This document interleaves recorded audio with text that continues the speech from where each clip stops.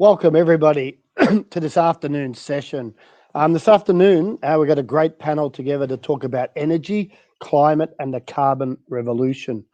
My name's Trevor Townsend. I'm CEO of Startupbootcamp, and we run innovation programs in the energy sector with the goal of accelerating the energy transition towards net zero. And today the speakers are really talking about the future of the energy revolution. Where's it going next? What we have to look forward to.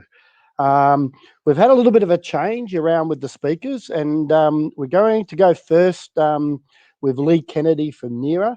So Leigh's the newly appointed National Cluster Development Manager at NERA, and his focus is working collaboratively with regional clusters to build an Australian hydrogen tech cluster. Leigh previously worked at Austrade on assisting international investors develop renewable energy and hydrogen projects in Australia. So very well qualified for this role. And Leigh's topic today is, why is hydrogen so hot and is it justified? So looking forward to hearing that from you, Leigh. I'll hand over to you now, and everybody please type questions in as we go, and we'll get to questions at the end. Thanks, Leigh. Thank you, Trevor. Sorry, I'm just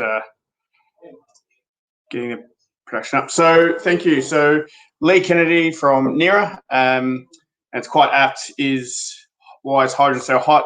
It's that hot we just got bumped up 3 agenda items this afternoon. So I guess that's a nice little win for hydrogen right there. So just quickly, who is NERA and what we get up to? We're one of the Australian government's growth centres, funded 5 years ago, and really looking to help transition Australian energy system and industry more broadly through decarbonisation, diversification and digitisation of industry.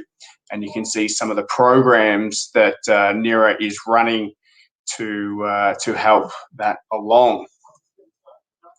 So why hydrogen? I often get asked this question, and it is really a key fuel for many of our trading partners that we've had successful energy exports for decades, and looking at our own domestic needs. We have the policy support, and we have definitely competitive advantages in producing, moving and using hydrogen in Australia. So we are really well positioned, especially in the Asia Pacific market, to really take this opportunity and run with it. We have the resources, whether they be, or natural resources, whether they be fossil fuels into blue hydrogen, or leveraging our natural solar, wind, hydro. Hydro often gets forgotten about, and you've got the likes of Tasmania with fantastic hydro assets to create green hydrogen immediately, but also using the existing infrastructure created from LNG industry, the mining industry, and other industries that the emerging hydrogen players can tap into. Now, Minister Taylor last year announced that he was targeting H2 under 2, and that's a really big target for the Australian industry to hit. Once we hit that, it becomes economical across a whole lot of hydrogen use cases, as well as looking at export costs and becoming really cost effective. And really, scale will be the biggest driver to get H2 under 2. And so how can we build mega projects that we've done in mining and oil and gas? And a lot of that cost reduction will be created through the supply chain and scaling up of the Australian projects. And so the national clusters can help Australia get there. In essence, a cluster really is 3 things. It's like-minded companies from a geographic concentrated area, all looking to work in one specific sector and being interconnected. And that's across project developers, SMEs, academia, supporting organisations like industry associations or local chambers of commerce, government, all coming together to create like-minded solutions. So a bit of a journey here of NERA and our hydrogen cluster network. So 2019, the hydrogen strategy was released, and in there was one line saying NERA would create a hydrogen cluster. Feb 20, just before COVID hit, and we all started working from home, we undertook 12 industry workshops around Australia, over 300 people engaging and informing us of what an industry cluster would look like. September 20, we put out our seed funding. We actually received 58 applications, so it's fantastic. October 2020, we released the high resource database, and I'll touch on that later. And then Feb 21 this year, we announced our 13 regional clusters. And then April 2021, where we are today, getting these clusters up and racing. So these clusters really put Australia on the map.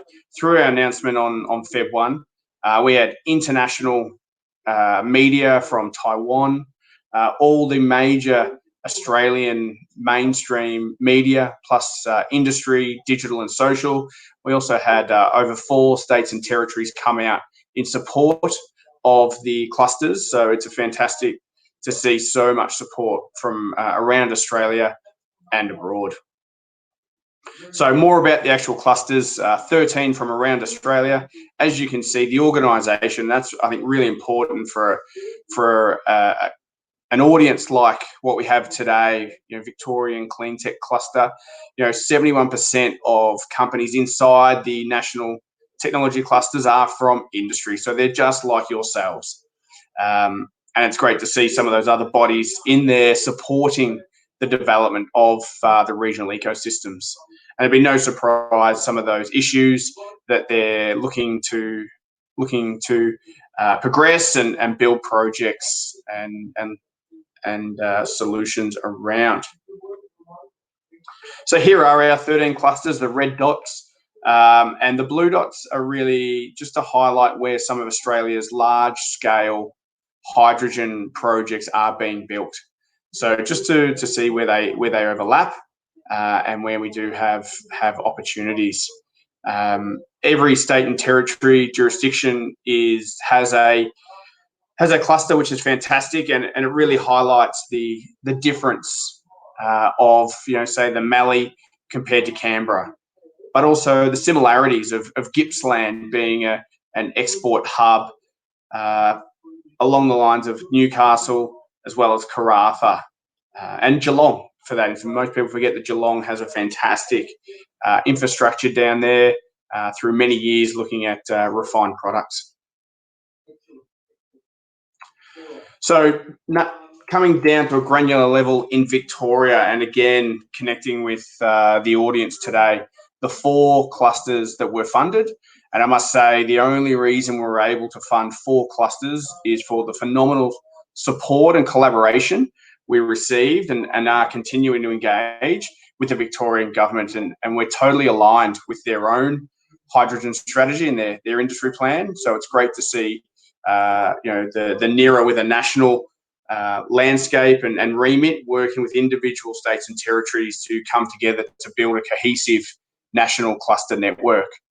The Mallee, as I said, fantastic opportunity there, looking at leveraging their strategic location in Australia and up the eastern seaboard as a transport location, mobility opportunities, but also how you can leverage hydrogen in the ag space.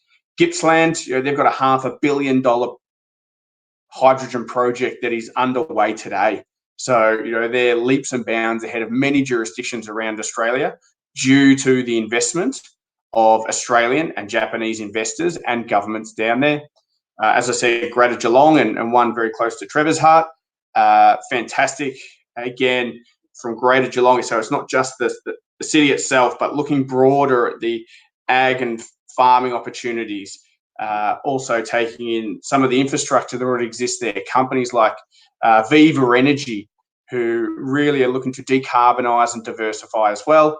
And Clayton, well, some would say it's the home of some of the best hydrogen R&D in Australia, with CSIRO, Monash, Swinburne, all in that sweet spot right down there. So what are we up to right now? And it's really around building these regional clusters and identifying local capability, how these 13 clusters and the 4 within Victoria can collaborate together to learn from each other and drive early wins and bring each other up to speed really quickly. Looking also at how we can create international relationships and really capture global opportunities as an Australian network. So for me, I guess my call to action for the audience today is, if you want to be involved, today is really the time to get involved, to look into it. And if you are interested, please reach out to me, or if you go to our website, we have the contact details from each of the Victorian hubs, and they can give you a great update on what's happening in their market. And then my last slide is just a call out for the High Resource Portal. If you're wanting to get up to speed on what's happening across Australia and internationally in hydrogen, this is really your one-stop shop. It's a great collaboration from significant stakeholders in the hydrogen sector in Australia, and it lists every publicly known project, who's doing what with who on those projects, and there's some information there on local government policies as well. So please, if you are looking to find more information and for you to create your own justification of why hydrogen is hot, this is really your one place to go to capture all information. So with that, Trevor, that's me done. Thank you very much. Well, thank you very much, Leigh. And I really think you did get across that hydrogen is hot. I suppose for declaration of interest, Startup Bootcamp, we're running the Greater Geelong and Barwon West Regional Hydrogen Cluster, Hydrogen Tech Cluster. We're super excited about getting behind those goals of H2 under 2 and scaling up Australian projects. To get to the level of export that we should surpass LNG in the market and should be transformational for the Australian economy. So thank you very much, Leigh. Next up, we have James Seymour. James is the CEO of the Centre for New Energy Technologies, known affectionately as C4Net for all of us. It's a company that was established to tackle sector-wise complex transition changes in the energy industry, and is supporting data-driven researchers relating to areas such as solar adoption, household community level battery storage, microgrids, EVs, low voltage grid, and energy data analysis. James has a great background in energy. Prior to joining C4Net, he led the creation and development of Avida, which is a contestable electric service business of one of Australia's largest infrastructure companies, Gemina. And before that, he stood up the solar and home products division at Origin Energy. So really good background. James today is going to talk to us about what drives the energy revolution and how far it can go. So over to you, James. Thanks, Trevor. And if I can just check, if you can just respond, just confirming that you can see my slide. I'm off a single screen, so just want to check. Yeah, perfect, James. Great. Okay. Thanks a lot. And thanks very much to the Victorian Cleantech Cluster for putting on this event and hosting us today. So what drives that energy revolution and how far can it go? I'm going to go through a few things today, just talk about the revolution that is well and truly underway. Try and link it to what are those key drivers that are there, and then look at where's it going in the future, and link to some of the research that C4Net's supporting at the moment. So we think very much of the energy system, the traditional energy system. We all know that that's evolving rapidly into this far more complex type arrangement. But I wanted to go through what are some of those drivers that are there.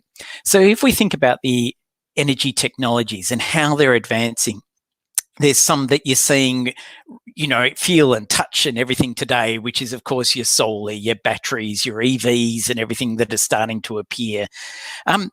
But where this will be going as well is a lot more in the hydrogen, in the large microgrid type thinking, and the VPPs and the business models that will evolve because of this. And this is enabled. So I'll come back a bit more to the technologies in terms of the economic drivers there, but I'll just talk about some of the other drivers, because these then make up that ecosystem that make sure all these things are happening together. And of course, with ICT, we've got the cybersecurity issues, but we've also got big data and everything that we can now have an interconnectedness that can be there, especially if I think about the DER and how that can connect in the suburbs, right through to large central plants, and really how we can virtualize anything.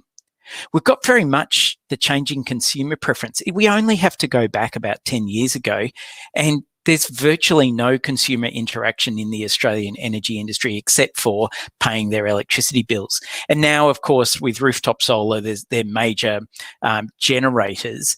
But as batteries come in, and whether they be static batteries attached to your wall or whether they're mobile batteries through EVs, that starts now playing a much more active role in the demand response and management, and the storage of energy and the phase shifting of electricity.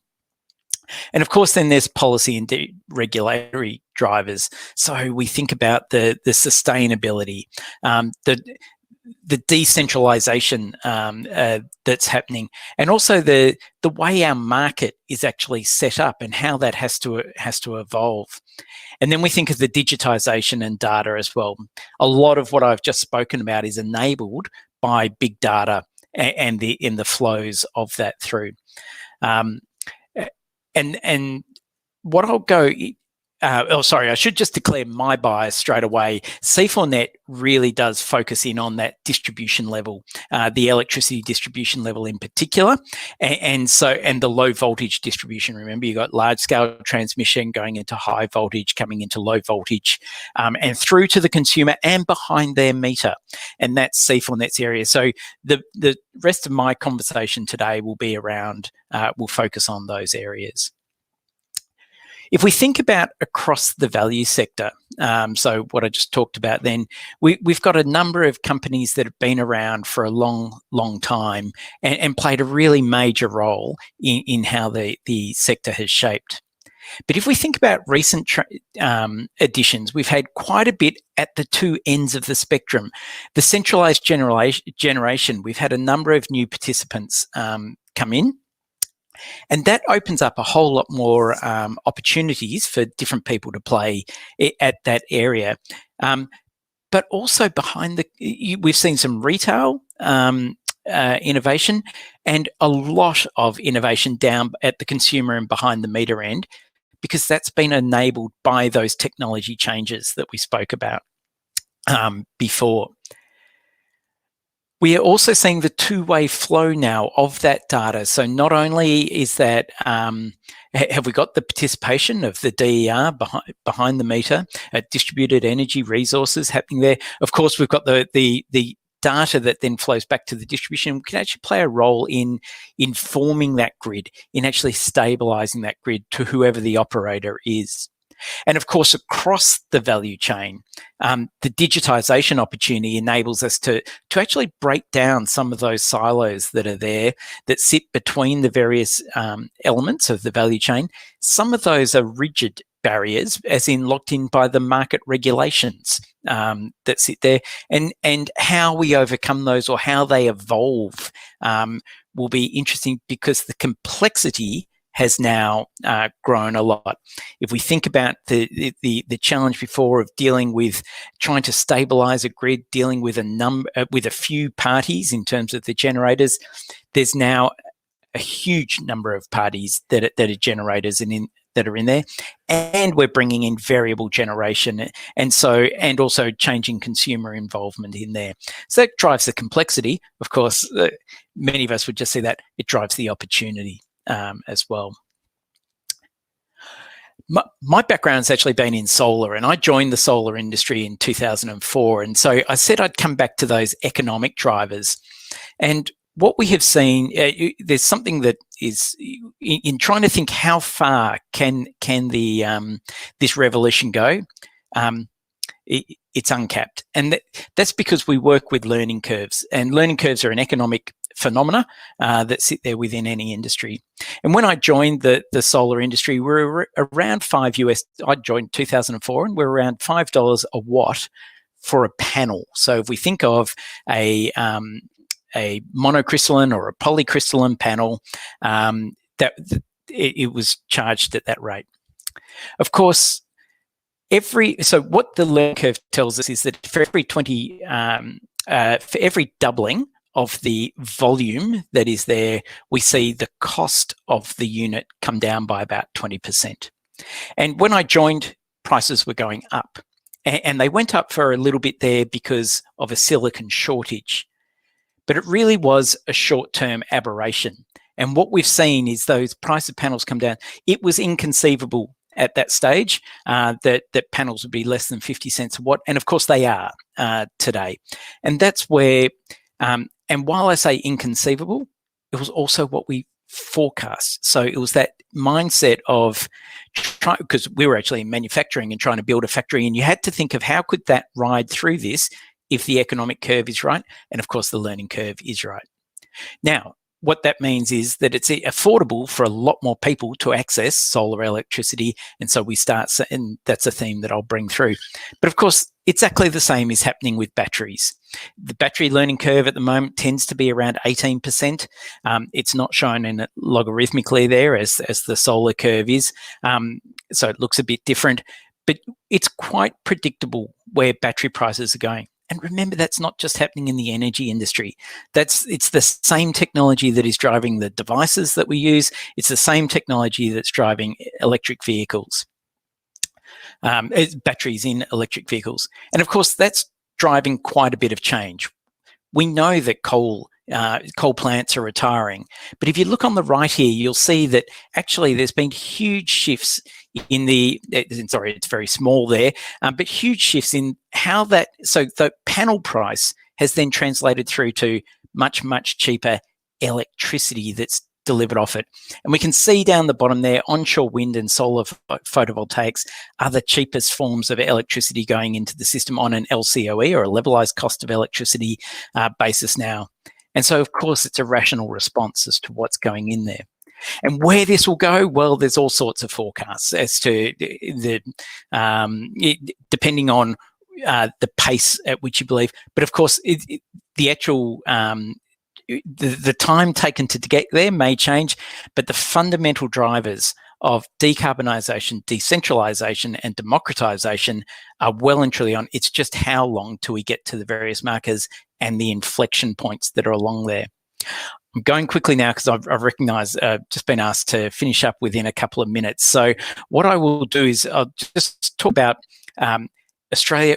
We often tend to look elsewhere for results and for the lead. In this race, we are leading, and that's a huge opportunity for us, and a lot of that driven out of Victoria as well. So there's great opportunity there. Of course, there are other areas though where we will be followers. The rise of electric vehicles, we're not going to have all the car manufacturers moving to electric vehicles and just keep making internal combustion engines for Australia. And so we're going to change one way or not. It's just what's the time going to be doing on it. Really quickly, I said that I would connect to research that we had been doing. And I've talked about some of the high-tech areas, but sometimes we need to not quite think quite so high-tech. If we think of the humble hot water heater, the electric storage hot water heater on about 25% of Victorian homes, for example, we know that they store electricity or store energy from the form of electricity. We also know there's rising challenges with the export of solar that's happening there, and that's the blue line that sits there. The orange line is the hot water usage.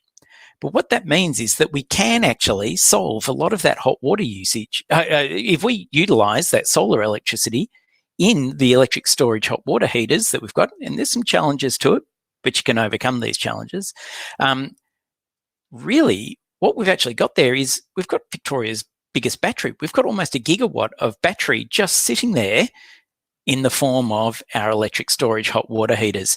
And, you know, we compare that to the massive advancement. We've got these incredible investments being made, a 600 megawatt battery going in from the Victorian government, or supported by the Victorian government, opens up the opportunities.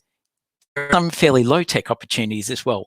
And that's where this is going to be such an interesting space over the next few years. I think it's unbound where we can go. The energy revolution is upon us, and I just skipped through there. Certainly, I'll put a final plug just for C4Net, because we facilitate the research and everything that helps us look to those future positions and what are the challenges to get there. Okay, thank you very much.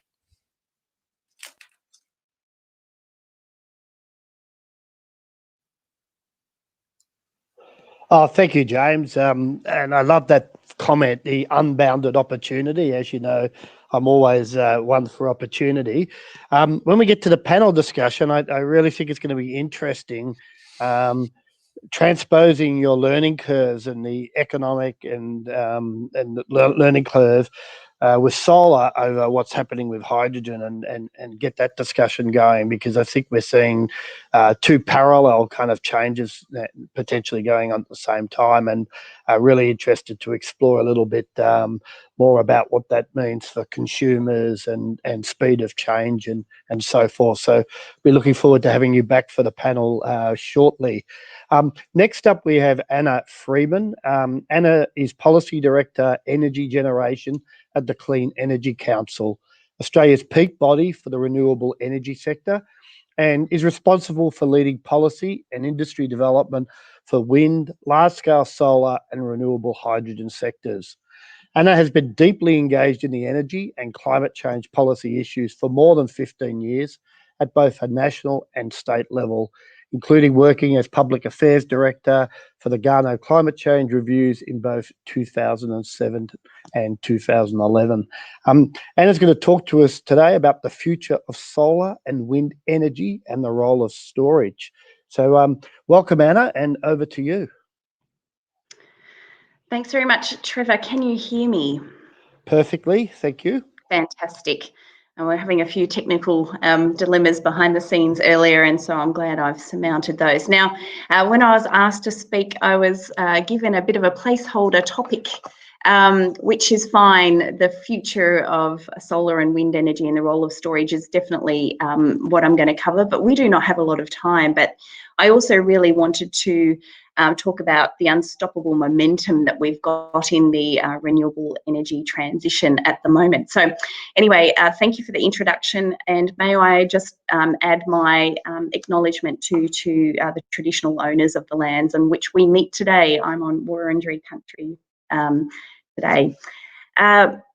So the Clean Energy Council, I presume, is known to many of you, but for those that don't, we are the peak body for the renewable energy sector, and we've got over 900 member organisations of the CEC.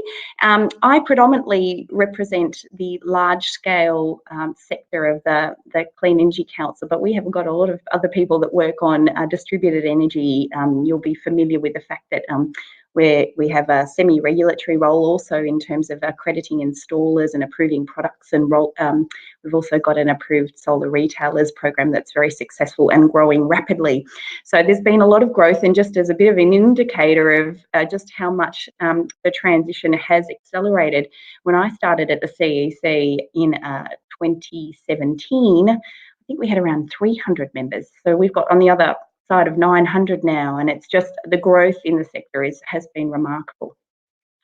So I probably don't need to tell anyone this, but it's been a very big 4 years in renewables.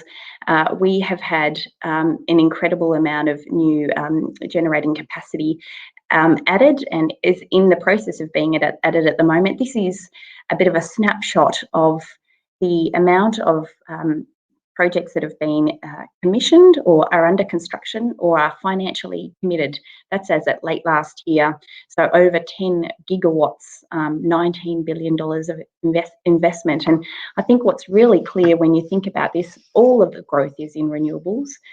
We are no longer the alternative energy form, we are where the main action is at, and I think that's really exciting.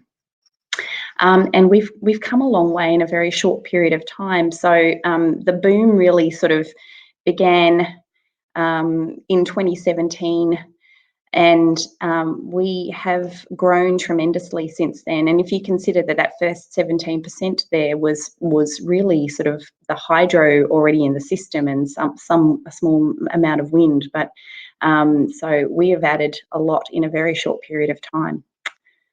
And wind and solar are now the cheapest form of electricity generation, and we can see some remarkable cost reductions in this Bloomberg chart here, around 90% reduction in the course of a decade in solar PV module prices, around, I think, something around 60% in onshore wind, not so dramatic potentially over a longer period of time, but still nonetheless quite remarkable.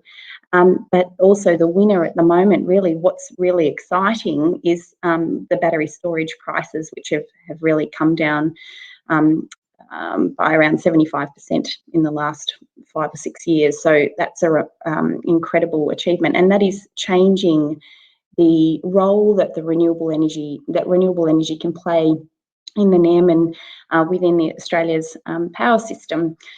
We a couple of weeks ago put out a new paper called Battery Storage, the New Clean Peaker, and it was a piece of analysis that looked at the role that battery storage can play in terms of providing the peaking service that gas traditionally plays. Everyone, I'm sure, who has dialed in today will be aware that the government has been advancing the case for gas to be an important complementary technology to renewables. But what we're seeing is that battery storage, and we've done an analysis comparing a 250 megawatt gas peaking plant with a 250 megawatt battery with 4 hours of storage, and you can see there that on levelized cost of energy, battery storage wins hands down against the various potential ranges of the costs of gas there. I think we're at around $8 a gigajoule at the moment, but we can see that it is winning on cost, but in addition, it wins on flexibility and the services that it can provide in the market. So we don't see a big role for gas in the future to support renewables. We think that battery storage, and especially with those costs continuing to decline, can play a bigger role and will play a bigger role over time, and the role of gas will be a declining one. And we can expect those cost reductions to continue. This is a bit of a futuristic chart when you consider 13 to 15 megawatt wind turbines. We certainly are not close to that in Australia at the moment, although if we get an offshore wind industry, we may be. But needless to say, the cost, the size and the efficiency and the costs, size and efficiency of wind turbines is increasing, and the costs are declining. And the same can be said for pretty much all of the technologies in the renewable space. Modules are the same. They are declining in costs, increasing in efficiency and increasing in size. The same with batteries, increasing in size and increasing in efficiency and declining in cost. So that story is repeated over and over again, and we can only expect that the costs will continue to come down, and that will continue to put pressure on the thermal generators. I think many of us who are regular observers of the energy market have noticed in the last 6 months, 12 months, it feels like the ground is moving beneath us. The pace of the transition is gathering momentum, and there's some staggering numbers at the moment. Octopus Group, that might be known to you as a sort of global investor, investment house, put out a report late last year. This was a global report. They surveyed their institutional investors to say, how do you expect to spend your money? What do you want to spend it on? And the answer was $742 billion US was the number that institutional investors were wanting to spend on renewable energy infrastructure in the next decade, which is equivalent to around $1 trillion Australian dollars. So that is a massive amount of investment or capital that is looking for a home. And I guess the question for Australia and Victoria is how much of that do we want to attract to our own market? We're also seeing the tremendous investment appetite also coming from the private sector, the corporate buyers voting with their feet for renewables, with 26 corporate PPAs signed, power purchase agreements signed last year, which was a record, equivalent to around $2 billion in new renewable energy contracts. So incredible growth. We're seeing appetite. It's all going in one direction, all towards renewables. And of course, it would be remiss of me not to mention that geopolitics is also moving in our favour at the moment, with a lot of pressure being placed on Australia and other parts of the world by this man. And we can expect that that momentum is only going to continue. We also saw a few weeks ago an acknowledgement, not for the first time, by Kerry Schott, the chair of the ESB, that we can expect all of this to, and we've certainly seen that in the announcement by AGL. It's been a big factor in their decisions lately about splitting their two businesses.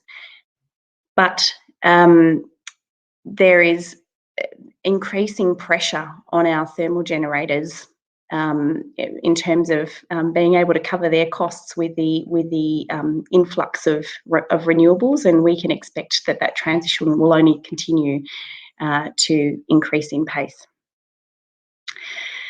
Thankfully, although we have seen the federal government decline to take up the opportunity to set some integrated climate and energy policy to take us beyond the renewable energy target, we're really seeing the states step into that void. And the numbers from the commitments by the states on renewable energy are really remarkable. Excuse me.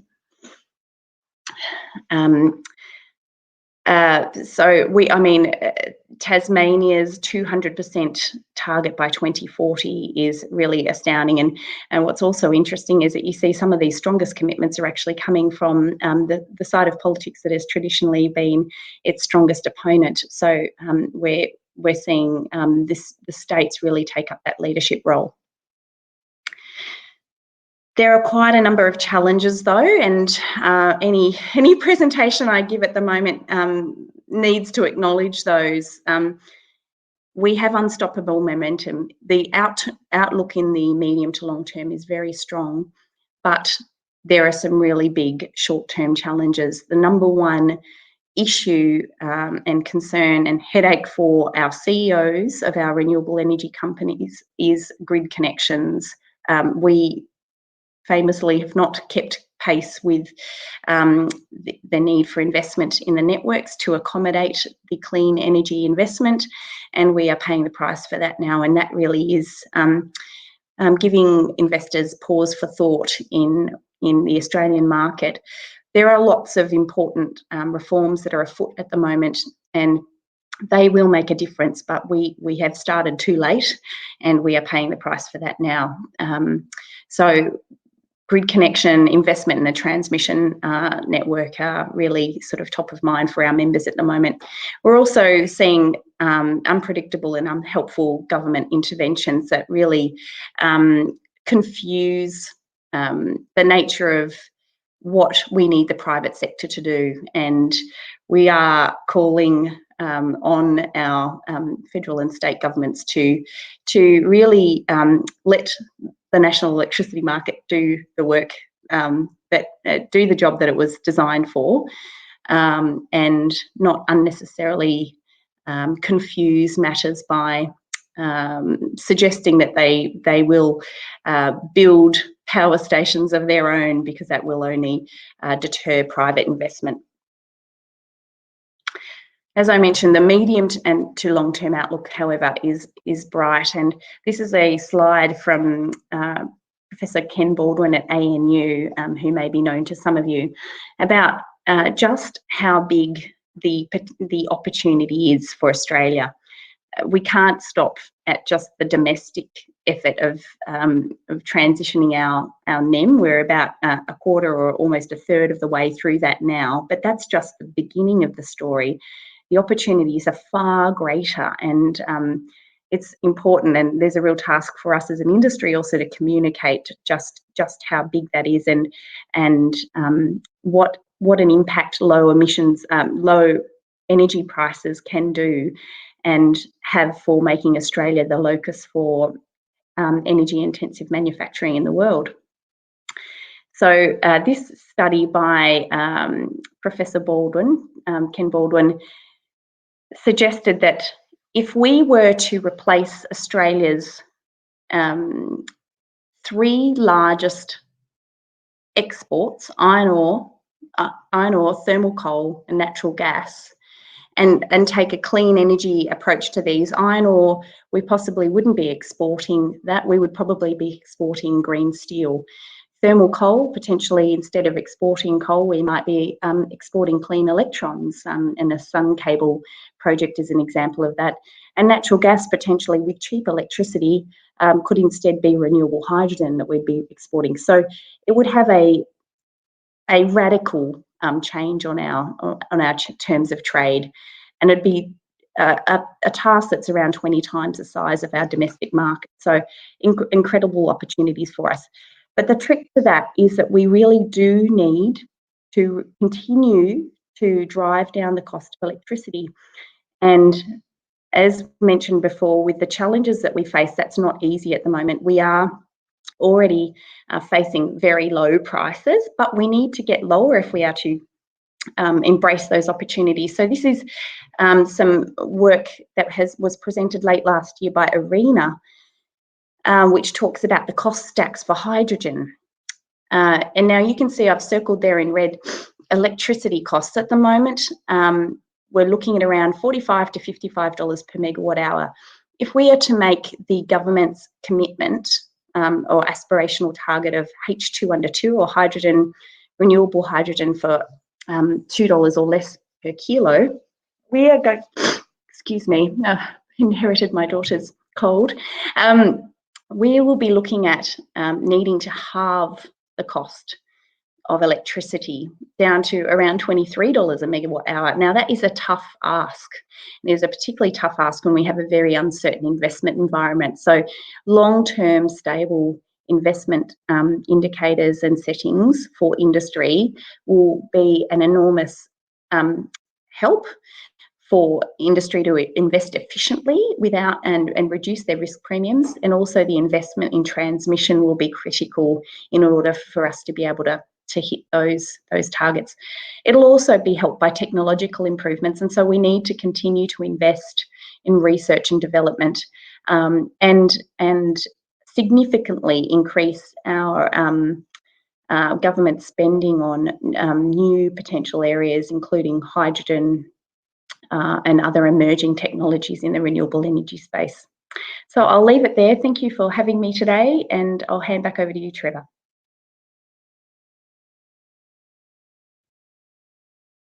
Thank you, Anna. That was fascinating. I love the $1 trillion worth of investment money available. That's incredible. And we work at the startup end of the energy market, and we're seeing good investment interest in startups and so forth now. So one of the questions that came through on the link, which relates particularly to one of the things you were saying about Tasmania as well, with the target of 200% renewables. The question that came through are, what are your thoughts about the need for the Marianus link? I always pronounce it wrong, given the functionality and the cost of battery storage? Look, I think, Trevor, the thing is, when you think about the size of the pie, and that we're not just trying to meet our needs, but we are going to want to grow the pie, I think there's room for everything. And greater connectivity between the states is critical for competition, for encouraging as many players in the market, and really I think increasing efficiencies. If we want to get the cost of electricity down, we're going to need all parts of the network, all jurisdictions sort of pulling their weight and ensuring that we can be delivering electrons for the lowest cost possible. If we're not as connected as we need to be or can be, I just think that that's not going to be helpful for us in that longer term challenge of getting the costs down. So I understand that there are a range of views about the relative costs of battery storage and transmission, but I think we're going to probably need all of it. And it makes sense to invest as early as possible so that we can reap the benefits of that as soon as possible. Yeah. And I've had a follow-on question here about what is happening in offshore wind, close shore versus further out. And since we're in the Bass Strait between Tassie and Victoria right now, talking about that under the sea link, what's your views on offshore wind as well, Anna? Well, look, it is certainly generating a lot of excitement at the moment. I think we need to be realistic that offshore wind projects are more expensive than onshore wind, and so they've got a steeper hill to climb in order to make them work. They're also incredibly complex projects. The workforce needs, the way they get built, it's all new to Australia, and so the early movers in this space really are doing the hard yards. We don't even have a regulatory framework in Australia at the moment to cater to offshore wind. So it's a big task and it's a long-term task, but there are a few players now. I noticed a couple of weeks ago there was a new announcement by another potential offshore wind project in WA. I think we might be, I understand we're up to around 3 or 4 projects now, but I've heard recently that it could even be up to 10 or 11 on the books somewhere in very early sort of conceptual stages. So certainly players are looking at it. It is a much tougher proposition from a project point of view. It's difficult for offshore to compete with, low cost solar, lower cost onshore wind. But it'd be fantastic to see it happen, I think, because the workforce outcomes for starters would be fantastic. They potentially employing hundreds of people in projects like that. So it would be transformational for certain regions. So I'd encourage the governments to be providing as much support as they can to getting those online, but we need to be realistic about it as well. Yeah, it is interesting, James. In a segue to hydrogen, I was really kind of fascinated around your economic learning curves and all of that, and given back in 2004 when renewables were fairly early, and you've watched this come through. If you reflect on that for hydrogen, and what would be your thoughts about some of the early steps that need to happen there to get that same kind of learning curve happening? Well, the learning curve will be driven by the volume, and so something. It's kind of how many engineers around the world are working on this problem, and if it is just for one country, one region, something, then that gets difficult. You look at the solar curve as it came down; that wasn't driven by solar. It is in later years, but in early years, it was actually driven by the semiconductor industry, and the drive to get down to more efficient silicon chips is actually solar piggybacked on that because of the manufacturing was actually very, very similar. And so likewise with battery, I made the comment there that one of the things that gives me such confidence of coming down that curve quickly. Remember, it's not coming down that curve is the function of the uptake of the volume of batteries. Okay, so when you've got the electric vehicle industry moving there, when you've got personal devices moving there, and the electricity industry moving there, you've got a number of players around the world, just the number of engineers working on that. That's where you start seeing those learning curve effects come through. And likewise, that's there for hydrogen, I think. So as we see more countries work together around hydrogen, actually embrace it, that's when you're going to see that uptake in the volume, and that's when you're going to see, and you're seeing the policy settings to support that now. Yeah, that's a good segue to Leigh. So Ross Garno in Superpower talks about the hydrogen opportunity to deliver clean energy to local industry. And, the local demand's obviously an important part of getting the hydrogen economy underway. Do you think we should prioritise our own industrialisation through hydrogen rather than the current export push that seems to be the policy?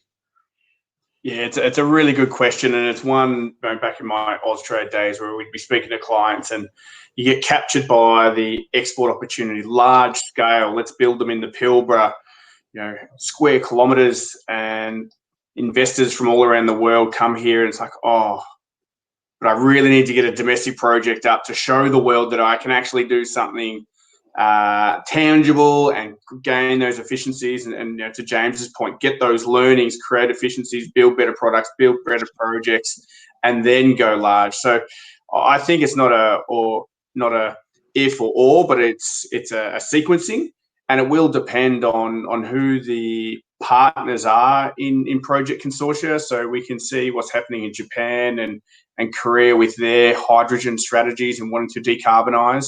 You can see what's happening in Europe and wanting to decarbonize and using hydrogen as their main pathway. And you're looking out to late 2050s, even further. Europe's going to come up. Their demand is going to outstrip their supply, so they have to find molecules from somewhere.